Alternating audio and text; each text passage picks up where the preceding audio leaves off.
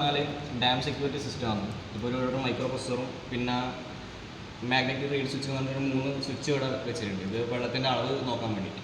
അപ്പോൾ ഇതാണ് നമ്മൾ ടാങ്കിൽ സെറ്റ് ചെയ്യുക. അപ്പം വെള്ളത്തിൻ്റെ അളവ് കൂടുന്നതിനനുസരിച്ചിട്ട് ഇതിൽ ഓരോന്ന് ആക്റ്റീവ് ആവും. ഇത് ഏറ്റവും താഴെ ഉണ്ടാവും, ഇത് കുറച്ച് മിഡിലായിട്ടുണ്ടാവും, ഇത് ഏറ്റവും ടോപ്പിലുണ്ടാവും. അപ്പോൾ വെള്ളത്തിൻ്റെ അളവ് കൂടുന്നതിനനുസരിച്ച് ഇത് ഫസ്റ്റ് ഇത് ആക്ടിവേറ്റ് ആവും.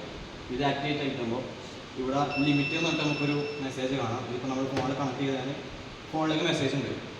അതിനുശേഷം പിന്നെ അളവ് കൂടുമ്പോൾ നമ്മൾ രണ്ടാമത്തെ സ്വിച്ച് ആക്റ്റീവ് ആവും.